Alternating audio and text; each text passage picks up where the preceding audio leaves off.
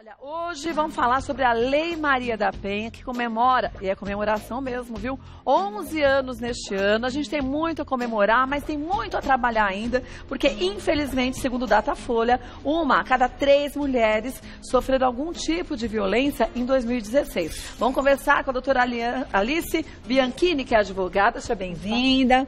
Como vai? Tudo bem? Obrigada, Kátia. Tudo bem. A gente comemora por um lado, mas fica apreensivo ainda por outro, A grande dúvida é essa. Será que a gente comemora ou será que a gente não comemora? Tá em dúvida essa questão. É um avanço por um lado, mas ainda tem tanto a gente avançar, então, né? A grande coisa que a gente pode falar da lei é que ela é considerada uma das 3 mais avançadas do mundo.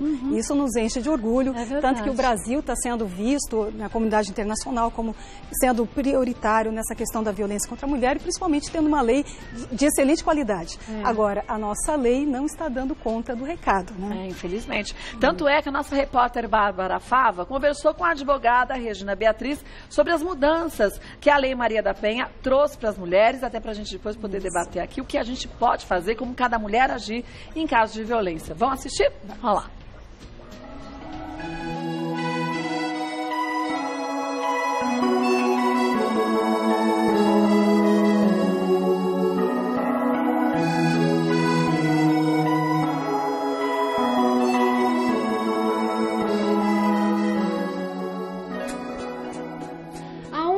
No dia 7 de agosto de 2006, foi criada a Lei Maria da Penha para proteger mulheres e a violência. Depois de todo esse tempo, o que mudou?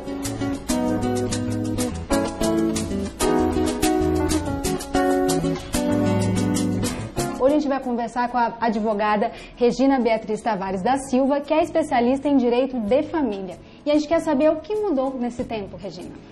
Acho que principalmente a conscientização sobre a necessidade de continuar o combate. Ou seja, não é porque uma lei existe há 11 anos, uma lei que foi feita e buscada e com toda uma luta de uma mulher que sofreu muita violência doméstica, que é a Maria da Penha, que isto baste.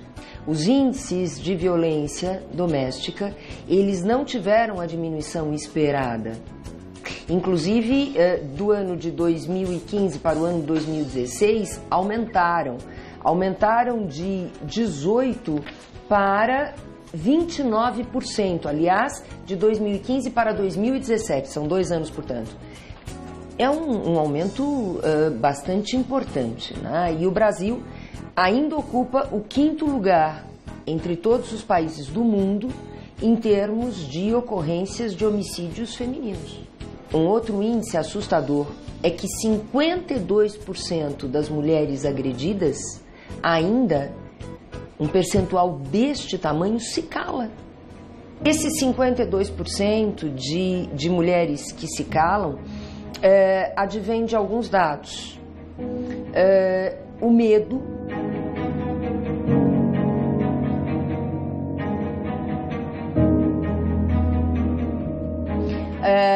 também por causa da dependência financeira. Muitas mulheres ainda são dependentes financeiramente dos maridos e dos companheiros. Por receio de não terem como sustentar os filhos, quando não só a Lei Maria da Penha, mas o ordenamento jurídico em geral estabelece mecanismos de proteção desde a retirada do homem da casa até uma pensão alimentícia liminarmente fixada para que ela possa ter o seu sustento, ela e os seus filhos, né?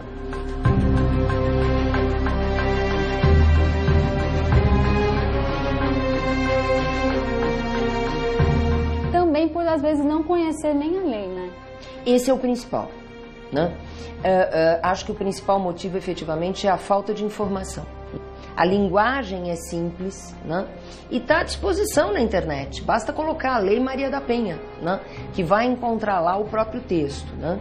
Quando a mulher não busca proteção logo no início, a tendência, e isso está mais do que comprovado da violência, é aumentar e a mulher vai cada vez ficando mais calada até chegar em casos assim extremos, né?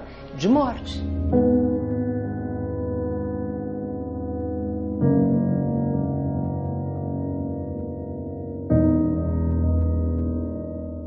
Gente, Gente, a Jéssica foi vítima de uma agressão psicológica com um ex-namorado, né, Jéssica? Me conta como que foi, o que você sofreu. Então, logo que a gente terminou, a gente ainda morava junto, a gente decidiu que ia continuar morando junto, mas aí ele já começou a ser um pouco agressivo, reclamava que eu saía, começou a abusar da relação de amizade que a gente continuou. E um dia ele olhou pra minha cara e falou que eu não ia entrar em casa, eu tinha saído, e aí eu falei, então se eu não entrar por bem eu vou chamar a polícia, mas não precisei chamar. Tirei minhas coisas principais de casa, depois fui tirando aos poucos. E aí começou a fase do, por favor, volta, sei lá, 20 e-mails por dia. Aí veio os e-mails agressivos.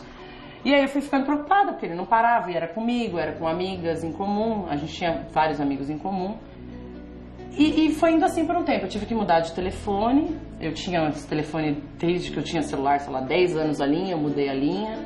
E você teve um momento que você percebeu que você estava vivendo uma violência mesmo que psicológica? Sim. Ou foi uma coisa que você foi entendendo aos poucos? Porque às vezes muitas mulheres não sabem, né, que tá vivendo isso, né? Eu acho que o mais difícil é que a gente se compara com situações extremas. Então eu acho que assim, nenhuma mulher tem que sofrer nenhum tipo de violência. Mas quando a gente olha no jornal que uma mulher foi morta, aí você fala, o meu é nada, vou parar de frescura.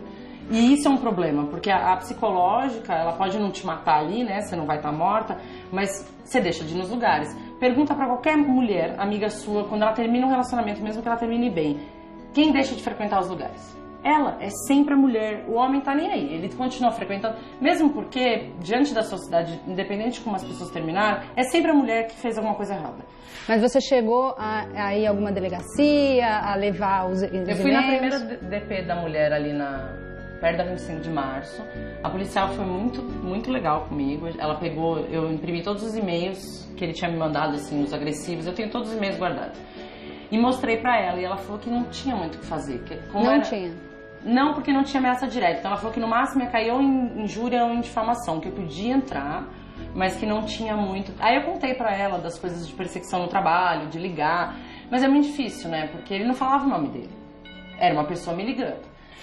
A pessoa é esperta, ela não ameaça diretamente, porque ela quer que você pareça louca. Ela tanto não ameaça diretamente, acho que como prova pro advogado, como pros amigos. Então é aquela coisa, no privado, no e-mail, no telefone, a pessoa te xinga, fala um monte de coisa. E aí quando você encontra ao vivo que você estoura, é uma louca que tá estourando. A gente só terminou, não aconteceu nada. Eu queria até que você falasse para as mulheres que estão sofrendo com isso, que nem sabem que podem falar, que podem pedir ajuda, qual dica que você daria? Eu acho que é a coisa do relacionamento abusivo, tanto do término ou quanto do relacionamento em si. Se estivesse te fazendo mal, procura ajuda. Procura que seja uma amiga para conversar, um psicólogo para conversar. E aí, dentro disso, quando você racionaliza melhor, aí você vai ver se você precisa procurar justiça ou não. Porque às vezes não precisa. Às vezes você se retirar... É possível se retirar do relacionamento sem alguma agressão. Às vezes não é. Aí você vai ter que procurar outra coisa. Mas eu acho que externaliza isso para alguém olhar para você e falar, não, você não tá exagerando. Então, doutora, no caso da Jéssica, que ela falou aqui pra gente, ela enquadra nesse caso da Maria da Penha, na lei da Maria da Penha, que ela não conseguiu, né? Pelo que a Jéssica contou, houve uma violência psicológica continuada, né? Com xingamentos, com maus tratos, por e-mail, inclusive, portanto, com prova documental. Sim. Porque e-mail é prova. E-mail, WhatsApp, tudo isto faz prova das agressões. E a Lei Maria da Penha protege a mulher contra esse tipo de violência também, né? E uma das medidas que poderia, no meu modo de ver, ter sido aplicada, que me parece que de algum modo daria uma satisfação à Jéssica no sentido de ficar mais tranquila, né? Seria de vedar, de proibir a este homem qualquer tipo de contato sob pena de prisão preventiva, sob pena muitas vezes de multa, porque outra penalidade que pode ser aplicada é a multa.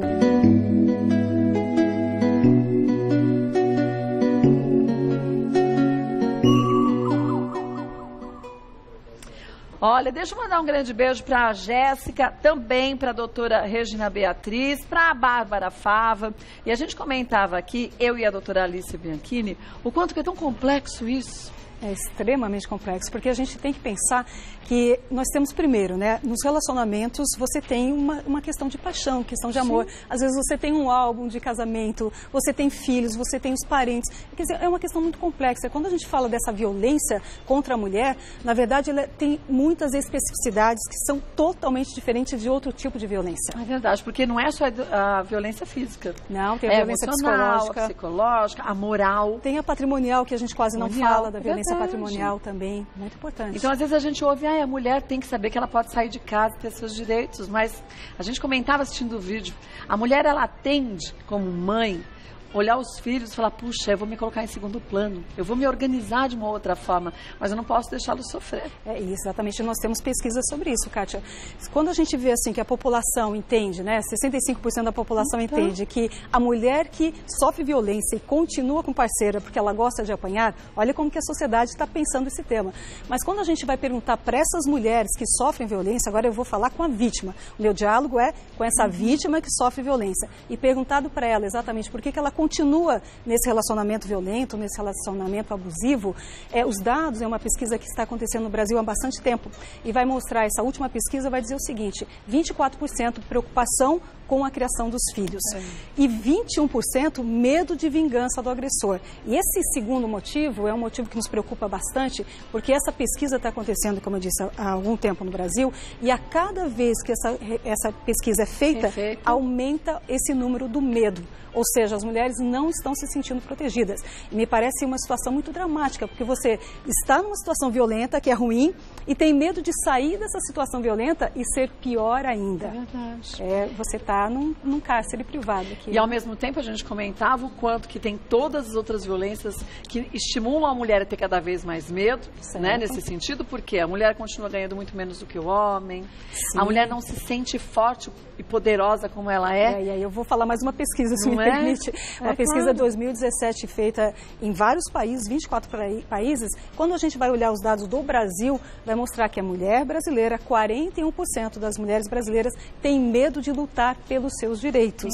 Então você vê que lá na ponta a mulher já está com medo. E a gente vai dando ré em relação a esse tema, e a gente traz uma outra pesquisa também importante para dizer que meninas com 6 anos de idade, já se sentem menos inteligentes do que os meninos. Eu estou citando pesquisas deste ano, dados do Brasil. Agora, como que essa menina com 6 anos com esse pensamento vai se tornar uma adolescente, uma mulher adulta, sabendo vai da se sua casar, força, dos seus valores, dos seus desejos e ainda mais dos direitos que ela tem como pessoa, como mulher? É difícil. É difícil. É difícil. E aí que a gente fala, e é importante quando a gente fala de violência contra a mulher, e os 11 anos da Lei Maria da Penha, a gente tem muita coisa para comemorar, sem dúvida nenhuma, mas a gente tem que dizer também exatamente dessa questão da desigualdade. As pessoas, às vezes, têm um pouco de desconhecimento em relação a esse tema, e acho que a situação da mulher está tranquila. Nossa, tem tanta mulher executiva, né? Exatamente, executiva, diretoras, né? Apresentadoras de TV, etc. E quando a gente vai pensando sobre isso, a gente analisa o seguinte, na verdade, o Brasil, numa análise também em relação a outros países, nós somos um país extremamente desigual no que tange aos direitos dos homens e das mulheres. Nós estamos na posição de número 79. Está bem longe do ideal. Está bem longe do ideal. Se a gente comparar, por exemplo, com o nosso vizinho Argentina, está aqui do nosso lado, a Argentina está na posição de número 30, ou seja, muito mais igual. E aí a gente começa a pensar, poxa, mas o que tem lá na Argentina que não tem no Brasil? E se a gente for analisar a violência na Argentina, a gente vai observar também isso. Muito menor, quase 4 vezes menos a violência contra a mulher na Argentina comparado com a violência contra a mulher no Brasil. Mas você acha que tudo começa com a cultura, quer dizer, com aquela garotinha de 6 anos. Exatamente. Que já vai entrando num pensamento de inferioridade, né? Já vai entrando, porque quando a gente fala, claro, tem que ter diferença, os homens e as mulheres são diferentes, são. Podem ter papéis diferentes? Pode, mas o problema é que a gente desvaloriza os papéis femininos. Se você desempenha o mesmo cargo que ele... Sim, exatamente. Então, exatamente. A gente vai verificar a questão salarial. As mulheres brasileiras, no mesmo cargo, na mesma função, na média, recebem 26% a menos do que os homens. Pois é. Bom, chegaram muitas perguntas e a gente vai agora começar a responder para você. A doutora Alice vai responder. Da Cíntia: nunca tive uma relação boa com meu irmão. Quando éramos mais novos, sempre saíamos no tapa, mas esse hábito nos acompanhou até a vida adulta. Me sinto muito desrespeitada com essa situação. A lei vale apenas se a agressão parte do marido da vítima? Opa, essa é uma questão muito legal, porque na verdade a gente tem 3 contextos de aplicação da Lei Maria da Penha. A violência doméstica, familiar e numa relação íntima de afeto. Significando dizer que eu posso estar numa relação com meu marido, posso estar numa relação com o noivo, com o namorado, com o ficante e posso também nas relações familiares. Então pode haver violência contra a mulher e nesse caso aplicando a Lei Maria da Penha, por exemplo, tio e sobrinha, avô e neta, qualquer situação que a gente esteja numa relação familiar. Então ela é muito ampla, né? Inclusive teve uma discussão aqui no Brasil se cabia ou não a relação de namoro, aplicação da Lei Maria da Penha na relação de namoro. Logo que a lei entra em vigor, fica essa discussão e em seguida então se diz que sim, cabe nas relações de namoro. Então no caso da Cíntia, cabe a Lei Maria da Penha, cabe, né? Sim, com certeza. Vamos ver mais uma. Ângela, tive um relacionamento conturbado com meu ex. Não chegou a ocorrer agressão, mas eu era mantida em cárcere privado e sofri várias ameaças. Só até aqui já são agressões, com né? certeza. Isso é uma agressão física, né? Mas a gente tem que entender que nós temos vários tipos de violência, não só a física, né? Ela ainda diz, quando consegui me livrar, ele me ameaçou dizendo que não era para eu frequentar os mesmos locais que ele. Um dia nos cruzamos em um barzinho e se não fossem meus amigos, acredito que teria ocorrido uma agressão. Existe algo que eu posso fazer para me proteger? Não, claro, aí nós temos exatamente a aplicação mais, digamos assim, clássica da Lei Maria da Penha, para proteger uma situação como essa. O ex, aliás, é o que mais nós temos preocupação hoje, exatamente da violência contra a mulher, principalmente dos homicídios em relação ao ex. O ex-namorado, o ex-noivo, o ex-marido, o ex-ficante, né? Então toda essa questão é muito importante. E no caso da Ângela, ela pode sim pedir uma medida protetiva de urgência. Que bom que isso aconteceu na frente dos amigos dela e dos amigos dele, porque é prova, ela vai poder pedir para essas pessoas testemunharem, né, outras pessoas que estavam ali naquele local. Então facilitou muito a vida da Ângela, que é a questão da prova, porque é a grande dificuldade na Lei Maria da Penha é que o fato é que normalmente essa violência acontece entre 4 paredes e aí é muito difícil comprovar. A não ser que tenha acontecido agressão física e a mulher tem que fazer o exame de corpo e delito. Mas mesmo assim, aqueles que dizem, a mulher bateu com a cabeça para depois poder acusar o marido. Mas a perícia consegue também em alguns casos. Normalmente, né? consegue. Normalmente ela consegue identificar. Claro, gente, que a gente está falando de um país que tem realidades completamente distintas em estados próximos. Então, falar o que acontece, falar de perícia de uma cidade como São Paulo, Rio de Janeiro, as grandes capitais é uma coisa. Falar de uma cidade pequena lá do Cachepó, da Ponte, é outra realidade. Sim, porque não vai ter o serviço, né? Se a gente for pensar em todos aqueles serviços da lei, inclusive o serviço mais importante, que hoje é a Casa da Mulher Brasileira, nós temos só 3 até agora no Brasil. 3? Mas quantas vezes a gente precisaria nesse país? Nossa, vamos aumentar aí. É muita casa. Por isso que ainda falta muito. Por isso que a gente falou, a gente tem muito a comemorar, mas falta muito para a gente de fato comemorar com muita alegria, né? Porque a lei é uma das 3 mais avançadas, mas o fato é que a gente não está fazendo com que a lei saia do papel. A lei existe, mas consegue ser cumprida? Nem sempre. Vamos ver mais uma? Vitória. Uma das minhas melhores amigas sofre agressões dentro de casa por parte do noivo. Ela não denuncia por acreditar que é passageiro, que ele está passando por uma fase de estresse. Eu não consigo ficar parada vendo isso acontecer. Tenho medo que algo mais grave aconteça. Eu mesma, sem consentimento dela, posso fazer uma denúncia? Bom, então aqui nós temos 2 questões para a gente falar aqui com a Vitória. A primeira questão para falar com a Vitória é exatamente o fato de que realmente existe o tal do ciclo da violência. Então, o que acontece no Brasil? As mulheres rompem o ciclo da violência, demoram de 9 a 10 anos para romper. O que é esse ciclo? As coisas estão muito bem, estão ótimas, maravilhosas, começa a coisa a ficar ruim até o ponto de que aconteça agressão. Depois vem a fase que a gente chama da lua de mel, a reconciliação do casal, parece que nunca mais aquilo vai acontecer, parece que está tudo a mil maravilhas, que ele voltou ao normal, que está tudo bem. Foi uma fase, como disse aqui, né?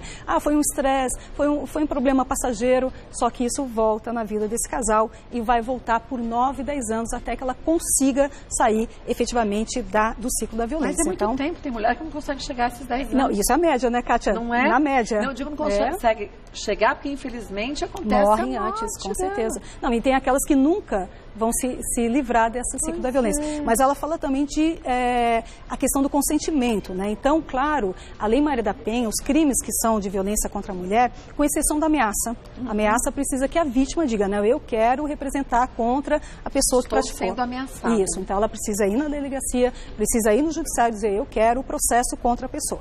Mas tirando a ameaça, todos os demais crimes nós vamos poder sim, o vizinho pode chegar e falar o que está acontecendo, os parentes podem falar, os amigos, qualquer um pode falar. E é importante que se fale, porque nós vamos encontrar em algumas situações, como a violência contra a mulher no Brasil, ela é muito frequente, ela acontece quase que diariamente. E nós vamos ter também um volume de violência muito grave. O que acontece é que é muito comum que as mulheres entrem num processo psicológico.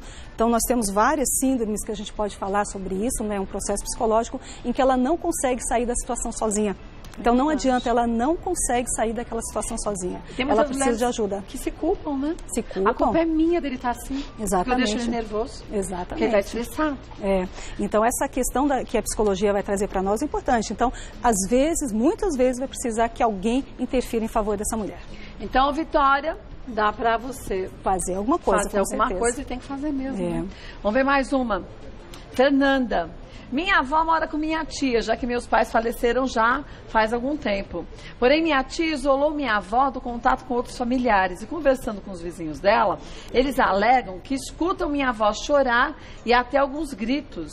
Esse tipo de violência é amparada pela Lei Maria da Penha? Então, aqui, a Fernanda que está fazendo a pergunta, né? A gente tem só tomar um cuidado, porque é o seguinte, teoricamente, sim, a tia, né, em relação à avó, não haveria, a filha em relação à mãe, não haveria nenhum problema. Porque a lei protege vítimas mulheres contra ações de sujeitos ativos mulheres. Então, também pode. Mulher que esteja praticando violência contra outra mulher.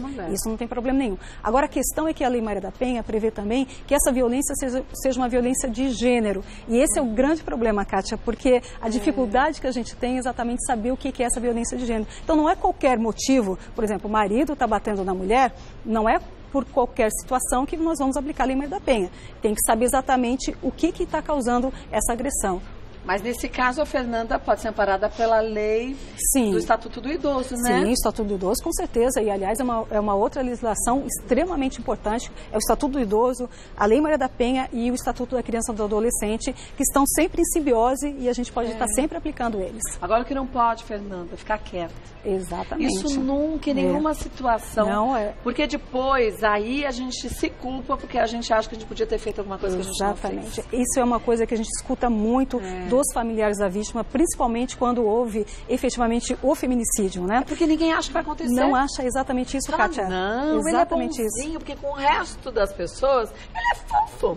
Exatamente isso. E você nunca imaginava que isso fosse acontecer. Então é bom alertar isso, é bom que as pessoas conversem. Às vezes orienta para ir no psicólogo, dá uma conversada, chega mais perto, vê o que está acontecendo, porque infelizmente vamos pensar que o Brasil é o 5º país que mais mata mulheres.